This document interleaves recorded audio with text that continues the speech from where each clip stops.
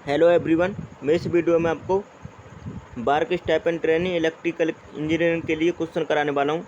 ये क्वेश्चन मैंने only syllabus के अकॉर्डिंग ही सिलेक्ट किए हैं, तो आपको इससे ये पता चलेगा किस टाइप के इलेक्ट्रिकल इंजीनियरिंग के क्वेश्चन पूछे जाने वाले हैं आपके एग्जाम में। तो आप प्लीज़ वीडियो को पूरा देखिएगा, ये क्वेश्चन आपके लिए बहुत ही इंपॉर्टेंट साबित होंगे। तो चलिए देख लेते हैं पहले क्वेश्चन से। पहला क्वेश्चन है, इंडक्शन मोटर में ब्रेकिंग विधि प्लगिंग द्वारा प्रयुक्त लागू किया जाता है। मतलब जो प्लगिंग की जाती है इंडक्शन मोटर में, वो किस तरह से की जाती है। ठीक है, तो किस तरह से की जाती है, चार ऑप्शन को देख लेते हैं।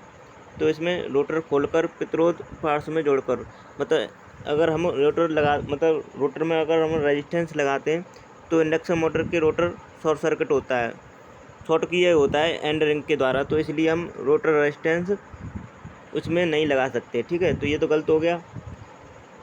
और इसमें दूसरा ऑप्शन है, reversing the rotor current externally, मतलब उसकी रोटर करंट को रिवर्स करके, ऐसा तो है नहीं है। ठीक है, ये भी गलत है। Interchanging two phase of stator, मतलब दो फेजों की, स्टेटर के दो फेजों की सप्लाई को चेंज करके ही हम प्लगिंग कर सकते हैं। ठीक है, तो ये इसका राइट आंसर हो जाएगा। ठीक है, तो सी इसका राइट आंसर है, interchanging two phase of stator. ठीक है, तो इसका राइट आंसर है सी। अगला क्वेश्चन देख लेते हैं। When over excited synchronous motor है, अत्यधिक एक्साइटेड सिंक्रोनस मोटर होता है, तो मतलब जब ओवर एक्साइटेड होगा सिंक्रोनस मोटर, तो किस टाइप के पावर फैक्टर पर कार्य करेगा। तो इसका राइट आंसर है लीडिंग पावर फैक्टर पर कार्य करेगा। ठीक है, अगर नॉर्मली एक्साइटेड होगा तो यूनिटी पावर फैक्टर पर कार्य करेगा, अगर अंडर एक्साइटेड होगा तो लैगिंग पावर फैक्टर पर कार्य करेगा। तो ये आपको मैंने तीनों को बता दिया है, तो ज़्यादा कन्फ्यूज नहीं होंगे आप। ठीक है, अगला क्वेश्चन देख लेते हैं। At the instant of starting the slip of induction motor, मतलब स्टार्टिंग के समय इंडक्शन मोटर की स्लिप क्या रहती है। तो स्टार्टिंग के समय इंडक्शन मोटर की स्लिप होती है यूनिटी। ठीक है, यूनिटी होती है, इसका राइट आंसर है बी।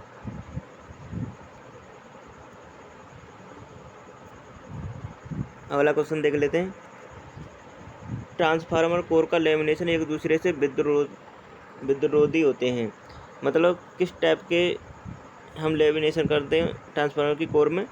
तो हम करते हैं थिन कोट ऑफ वार्निश। ठीक है, वार्निश की पतली परत चढ़ाकर। ठीक है, इसका राइट आंसर है डी।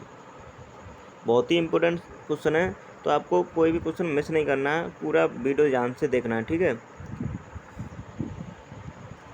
अगर हमारा वीडियो पसंद आ रहा हो तो प्लीज़ चैनल को सब्सक्राइब कर लें, वीडियो को लाइक करें।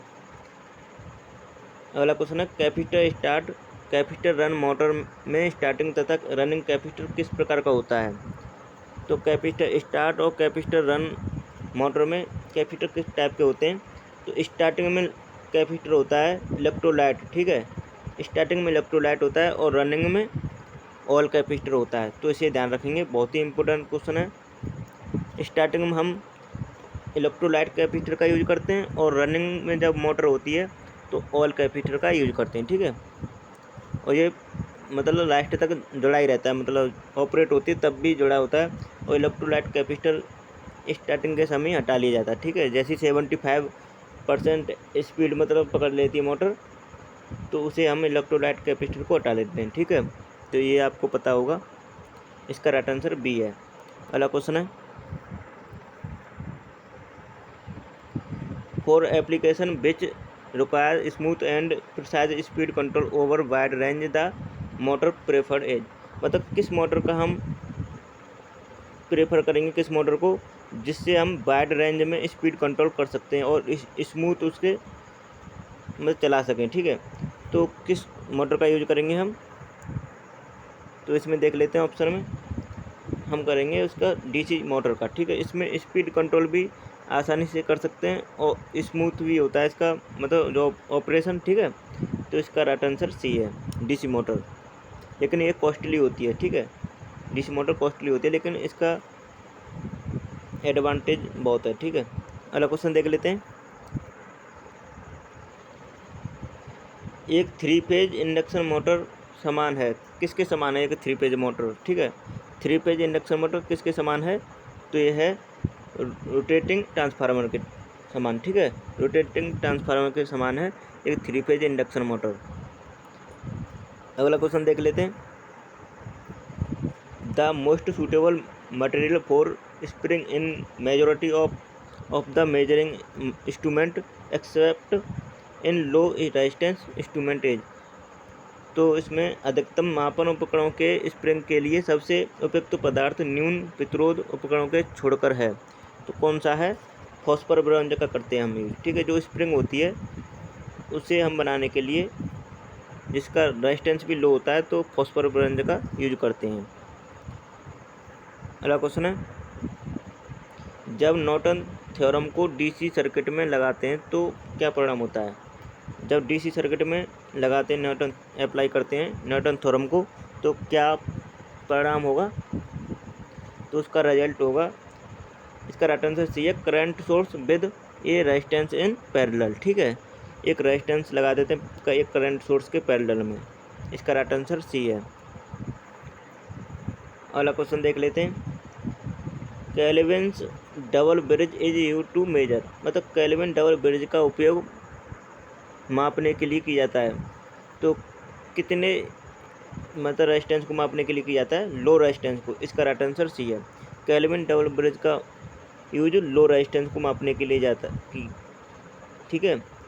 अगर आपसे पूछा जाए हाई इंसुलेशन रेजिस्टेंस को मापने के लिए किसका यूज किया जाता है, तो मेगर का यूज करेंगे हम, ठीक है। तो इसे ध्यान रखना। अगला क्वेश्चन है, देखो यही आ गया, मेगर में कौन से जनरेटर का उपयोग होता है। तो मेगर में कौन से किस टाइप के जनरेटर का उपयोग होता है, ये बहुत ही अच्छा क्वेश्चन है। तो पीएमडीसी टाइप के जनरेटर का यूज होता है, ठीक है। अगला क्वेश्चन देख लेते हैं। Superposition theorem is essentially based on, वास्तविक रूप से सुपरपोजिशन थ्योरम पर आधारित है, किस पर आधारित है सुपरपोजिशन थ्योरम, तो ये आधारित है लीनियरिटी पर, ठीक है, रेखिकता पर, ठीक है। इसका राइट आंसर है ए। अगला क्वेश्चन देख लेते हैं। Multimeters can not be use to measure, multimeter से हम क्या चीज़ किसको नहीं मेजर कर सकते, ठीक है। तो किस क्वांटिटी को मेजर नहीं कर सकते, हम फ्रिक्वेंसी को नहीं कर सकते। बाकी रेजिस्टेंस, वोल्टेज और करंट तीनों को हम मेजर कर सकते हैं, लेकिन फ्रिक्वेंसी को हम मेजर नहीं कर सकते। तो इसका राइट आंसर है डी। ये काफ़ी एग्जाम में पूछा भी गया, ठीक है।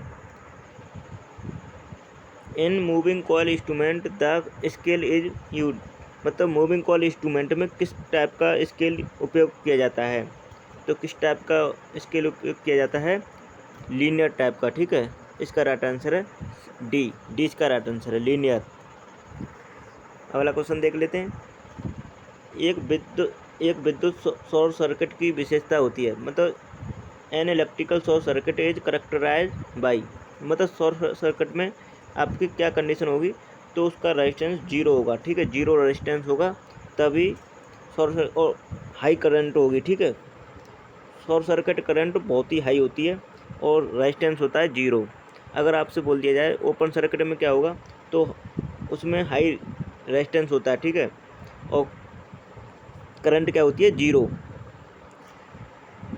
तो ये एकदम अपोजिट है, तो इसे ध्यान रखेंगे, ठीक है।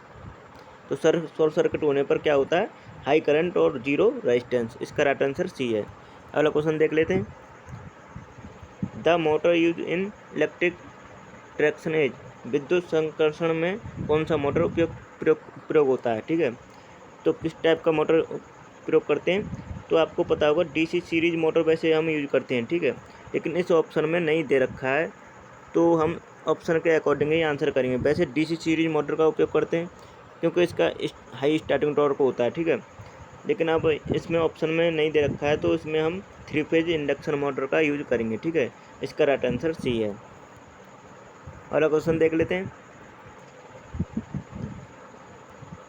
The motor having a smooth chrome steel cylinder as its rotor with no rotor winding is, मतलब ऐसा रोटर जिसका मतलब क्रोम स्टील का बना हुआ है और जिसके रोटर पर कोई बाइंडिंग नहीं की गई है, ठीक है, और वो सिलेंड्रिकल टाइप का है, तो किस मोटर में प्रयोग किया जाएगा, तो किस मोटर में प्रयोग होता है वो होता है हिस्टेरेसिस मोटर में, ठीक है। इसका राइट आंसर बी है, क्योंकि ये हिस्टेरेसिस मोटर, इसमें कोई बाइंडिंग नहीं होती इसके रोटर पर और ये स्मूथली वर्क करती है, ठीक है। इसमें कोई शोर नहीं होता है, मतलब कोई नॉइज नहीं होता है, ठीक है। तो हिस्टेरेसिस मोटर में हम करेंगे यूज, ठीक है। तो इसका राइट आंसर क्या है, बी इसका राइट आंसर है। तो दोस्तों आपको हमारी वीडियो कैसी लगी, प्लीज़ चैनल को सब्सक्राइब कर लें और वीडियो को लाइक करें इसी तरह की आगे क्लास पाने के लिए। और बाकी जो आपको अगर आगे की मतलब हमने जो पहले कराई है क्लास, आप लिंक डिस्क्रिप्शन में जाके देख सकते हैं और पूरी प्लेलिस्ट बनी हुई है जिसमें 1 बाय 1 वीडियो दे रखी हैं, उसमें आप चेक कर सकते हैं और देख सकते हैं। तो चलिए यहीं वीडियो को समाप्त करते हैं। Thanks for watching my video.